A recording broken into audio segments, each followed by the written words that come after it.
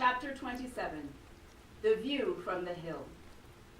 Roland woke to the sound of the barn doors creaking slightly. From his perch in the hayloft, he saw the early morning light filtering through the cracks around the doors, and realized he had slept later than usual. The cows and sheep were padding the soft earth and straw, expectantly waiting for Roland to open the doors so they could enjoy the morning dew on the grass. Roland stood and stretched his long arms and twisted at his waist, feeling the soreness in his muscles along his spine. He climbed down the ladder, placing one foot carefully at a time. Moving towards the barn door, he felt each animal as he passed, pausing to gauge the girth of the two heavy cows, nearly ready to give birth. Feeling the thick wool of the sheep, he murmured sympathetically. Usually by now the sheep would have been shorn, and they would happily lean close to him in the cool morning air. But this was not a usual spring, and the thick wool would likely grow a few more weeks before being trimmed. Once he reached the barn doors and lifted the latch, the cows pressed their shoulders against the doors. The heavy doors swung open, and they walked outside to the thickly growing grass. Roland leaned against each of the heavy doors until they met the side of the barn, and he then secured them open. He turned with his back to the barn and gazed down the hill to the castle, still surrounded by water.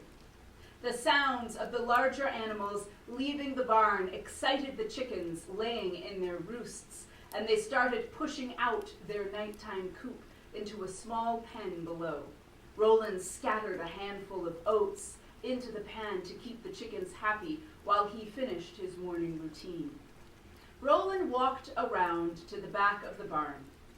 A soft nose appeared around the corner, followed by the head of a small horse. "Good morning, Galen," he said as he passed, stroking along the soft muzzle. After rounding the fenced-in area that was temporarily a horse pen, Roland picked up a bucket and lowered it into the narrow, deep well. While the bucket filled, he took a moment to enjoy the view of the majestic mountains in the distance. His gaze moved down to the hills at the foot of the mountains. To his right, a tall pine grove hid his view of the town. Peering through the morning mist in the valley, he could just make out the bottom of the lower foothills where the swollen lake still covered the fields between the barn hill and the foothills. The oldest milking cow came around the corner, snorted, and gave an open-mouthed moo. Roland understood the sound meant to tell him that her udders were heavy and she was ready to be milked. He smiled at her and softly murmured, "I'm sorry, Benny. I've got a late start today. I will be with you in just a moment." Pulling up the bucket from the well, Roland noted that the flood water had continued to go down overnight. He could not yet see the rocky path that connected the barn hill to the pastures in the foothills, but he could see a hint that this hidden pathway that ran along the hills above the fields would soon appear. Roland thought of the joy of walking this rocky path each springtime after a long, wet, and cold winter. The cows, sheep, oxen, and horses were always eager to reach the new grass in the foothills.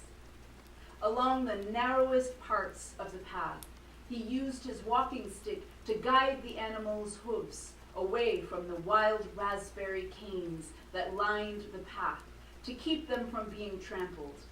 Now, the water had gone down enough that the tops of these raspberry canes began to emerge. The grass around the barn would not feed the animals much longer, and he was nearly out of the winter stores of hay. Usually by this time in spring, the cows and sheep would have the entire hillside to graze in. But this was not a usual spring. Roland took a long drink of cold water from the full bucket. "Come along, Benny." Roland patted the side of the cow as he passed, heading back into the barn. She ambled along behind him, stopping to graze as he refilled Galen's water trough from the freshly filled bucket, and then walked back into the barn. He replaced the water for the chickens with the remainder from the bucket. Then Roland picked up a stool from the corner. Benny settled into place as he set the stool up next to her and began to pull the milk from each teat into the bucket. As Roland steadily filled the bucket with warm, frothing milk, he remembered the last big flood. He had been a young boy and lived with his father and brothers in the old barn. When the flood had come then, the old barn, which had been closer to the castle, had also filled with water. The animals and his family were hastily moved into the second floor of the castle. He remembered spending many weeks living in the stone hallway with all his animal friends until the mud dried enough to walk back up the hill. Roland smiled as he looked back at those strange and wonderful days. Benny snorted again and moved away as Roland picked up the bucket and stool. He returned the stool to the corner and opened the gate for the chickens, who tumbled over one another as they made their way through the rays of sunlight to peck for the worms wriggling along the saturated grass at the edge of the floodwaters. Looking around the barn, Roland made a mental list of his tasks. He would need to clean out and replace the straw in the barn, fetch the eggs from the coop, and bring down another bale of hay.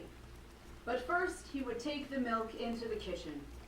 Walking around the other side of the barn, he spied Robert, the barn cat, crouched and ready to pounce. Roland stopped short, but saw the mouse scamper around the corner, having already been startled by his footsteps. Robert launched after the mouse, racing around the corner. "Sorry, Robert," Roland chuckled, setting down the bucket of milk. He looked to see where the mouse had been rustling and saw the small crack in the rocks at the doorstep. Roland had spent most of this past winter carefully patching the threshold and doorstep into the kitchen. He pushed aside the heavy rocks holding the thick door in place and pulled it open with a heavy grunt. The sweet aroma of milk curds greeted him as he picked up the bucket and entered the kitchen.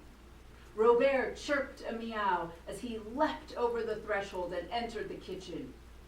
"No luck?" Roland asked. He dipped a small bowl into the milk and set it down for the purring cat.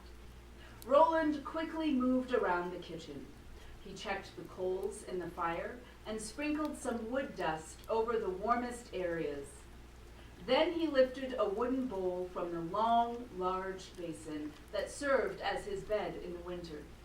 He set the bowl on the counter next to the bucket of milk. Roland then carefully pulled up the cloth covering a large wooden vat and peered inside. Satisfied, he replaced the cloth and opened the basket brought by Sir Andrew from the castle. He pulled out the last two pieces of loosely woven cloth, the bundle of salt and a small flask of vinegar his sister Agnes had packed for him.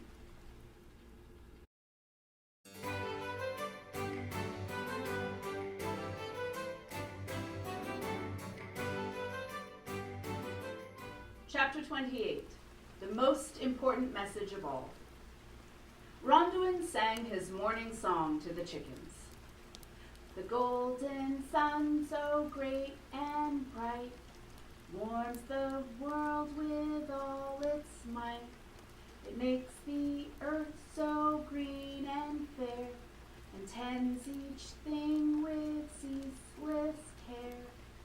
It shines on blossom, stone, and tree, on bird and beast, and you and me.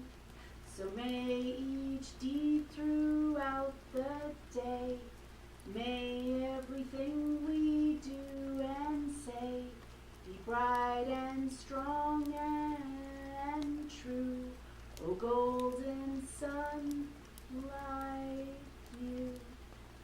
and then he fed the hens and emptied their water.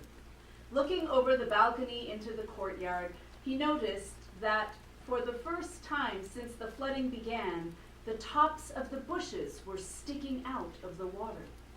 "The water is going down faster," said Ronduin, smiling at sunset and sunrise as he filled their food bowl.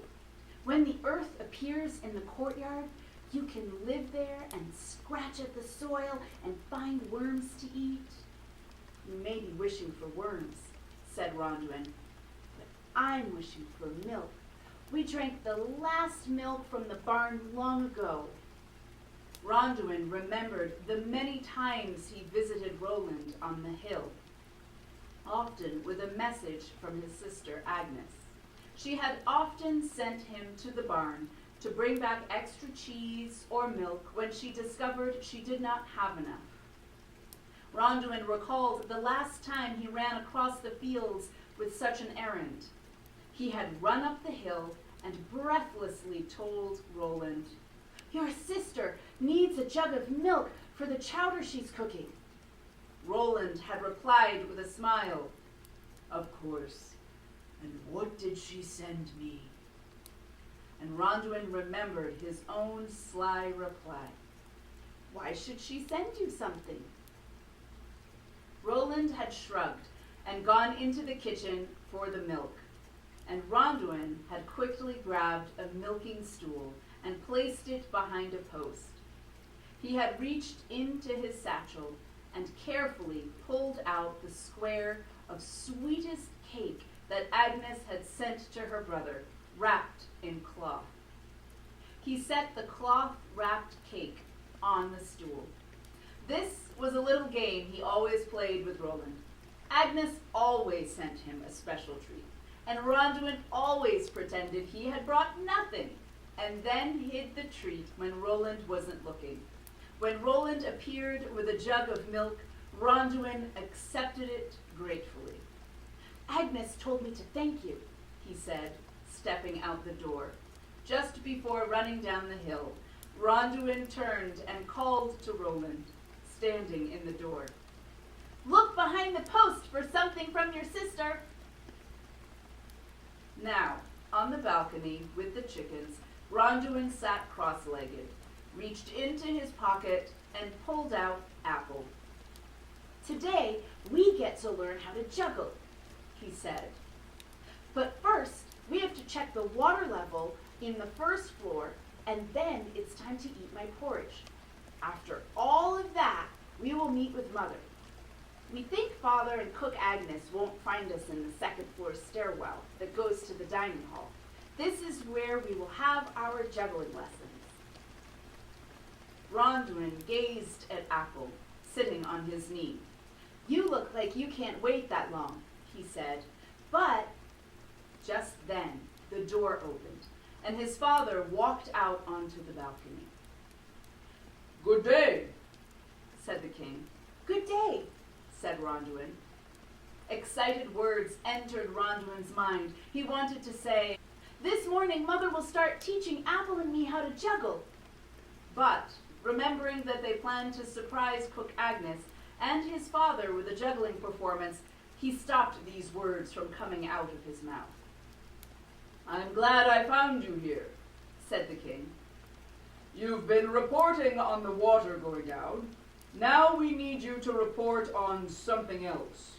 We need you to watch for fire and smoke." "Fire?" asked Ronduin.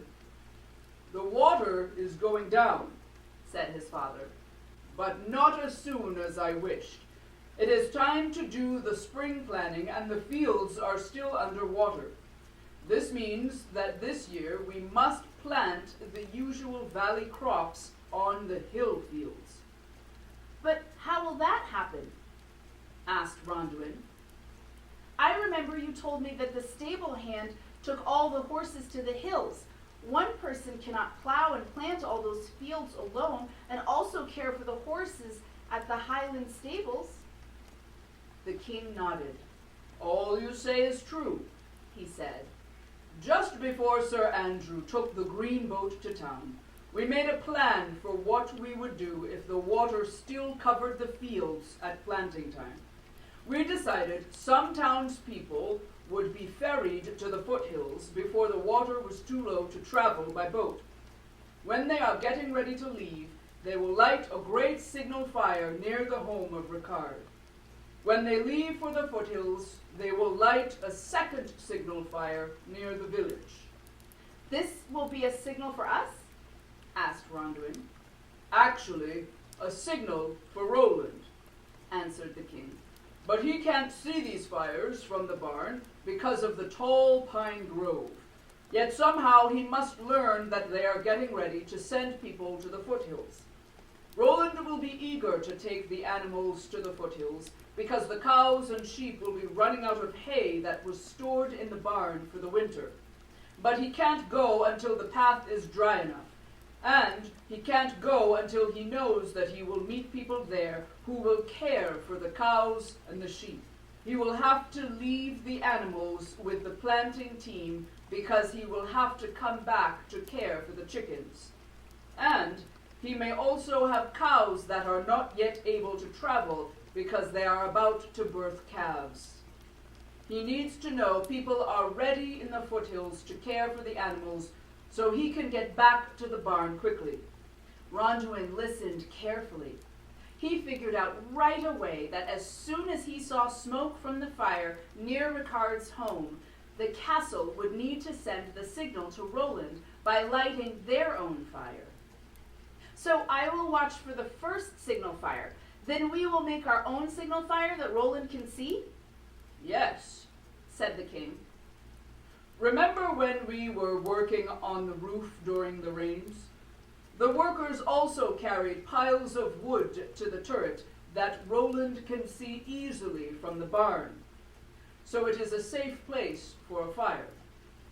The king stepped to the edge of the balcony and pointed across the courtyard to the turret that was closest to the barn hill. We can quickly light that pile of wood on fire for Roland to see as soon as we see the smoke from the fire near Ricard's house, he said. Now Ronduin remembered all the messages he had brought from the castle to Roland. This would be a message with no words and no cake.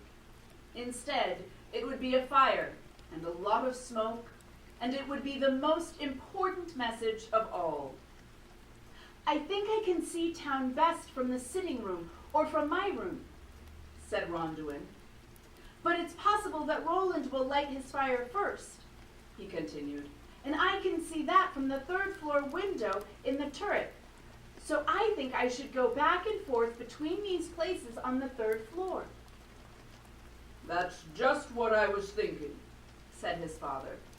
As soon as you see smoke, come to the kitchen and tell Cook Agnes.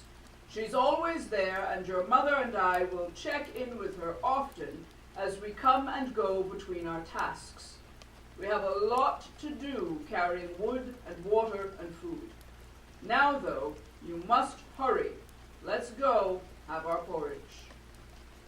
After eating his porridge, Ronduin found his way to the third-floor landing in the turret nearest the barn. He was far from the place he had agreed to meet his mother, the second-floor landing on the way to the dining hall. Ronduin sighed. He took Apple out of his pocket and said, I'm sorry, Apple. No juggling today. We have to watch for a fire, and we can't go to our secret meeting place. Ronduin peered out the window toward the hill on the barn.